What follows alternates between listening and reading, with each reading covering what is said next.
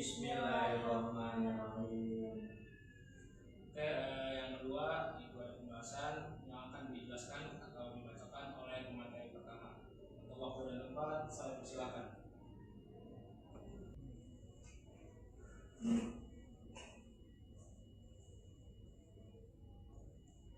Baiklah, pada Indonesia di sini akan menjelaskan tentang pengertian tauhid.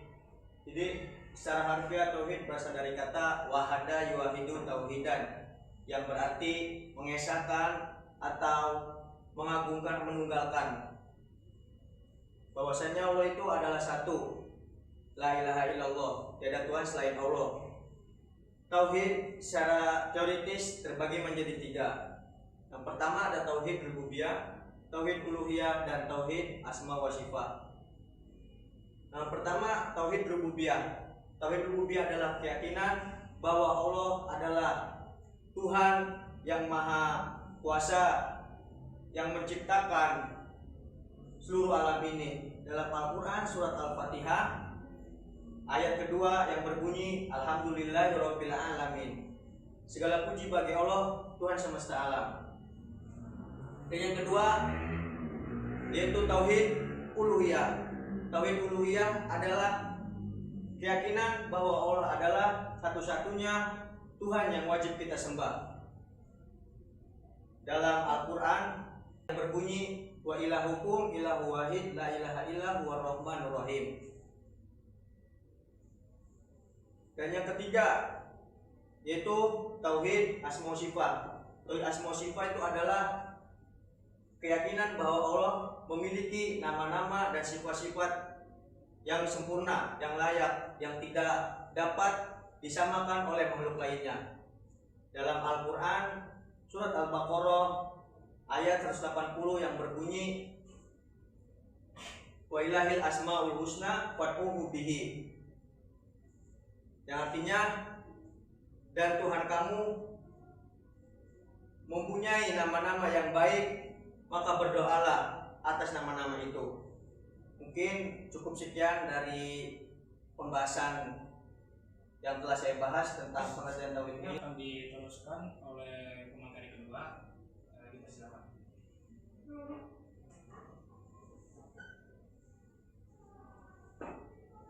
Baik, bismillahirrahmanirrahim. Langsung saja saya akan melanjutkan presentasi dari Kalimat yang akan dibahas, yaitu kedudukan tauhid dalam pengembangan ilmu pengetahuan. Jadi di sini tauhid adalah merupakan sumber kekuatan yang besar yang dapat berkontribusi bagi kehidupan manusia secara seimbang.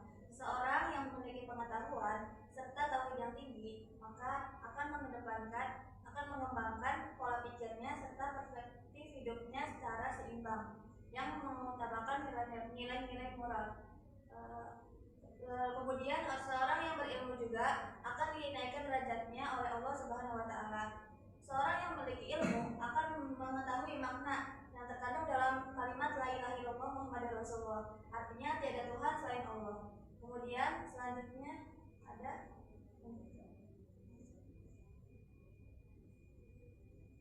ada peran tauhid dalam integrasi ilmu pengetahuan. Yang pertama di sini yaitu tauhid menghubungkan aspek ontologi. Jadi yang pertama itu tauhid itu menggabungkan semua pemikiran, pola pikir, pandangan bahwa pada dasarnya sumber pengetahuan, sumber ilmu itu berasal dari satu, yaitu Allah Subhanahu wa taala. Yang kedua itu ada mengintegrasikan aspek epistemologi. Jadi di sini itu menggabungkan metode-metode atau penelitian-penelitian dalam ilmu pengetahuan. Ada 5 penelitian. Yang pertama itu ada Bayani. Bayani itu mengedepankan pemikiran rasional secara sungguh-sungguh. Yang kedua itu ada Ijbari, yaitu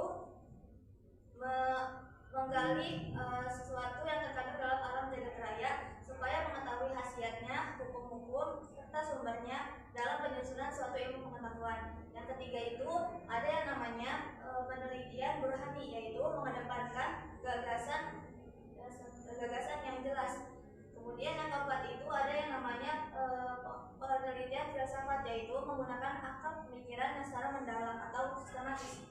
Yang kelima itu ada penelitian secara irfani, yaitu mengedepankan hati serta mata batin dengan cara sabar, zikir, dan lain sebagainya. Kemudian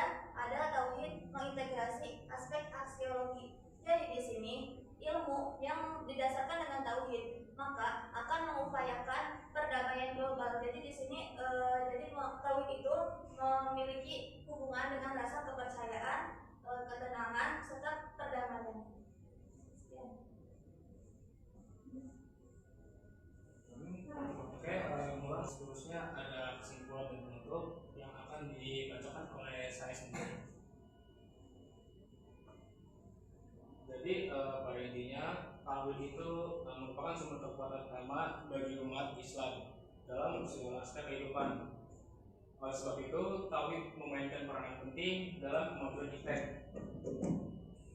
Dalam pandangan tauhid, sains dan teknologi harus didasarkan dengan nilai ilahiyah sebagai dasar etika dan juga nilai kemanusiaan, serta aspek-aspek alam sebagai dasar praktik operasional. Dengan kata lain, dasarkan yang mampu melakukan transformasi. Itu saja kesimpulan dari saya. Oke, mungkin cukup sekian presentasi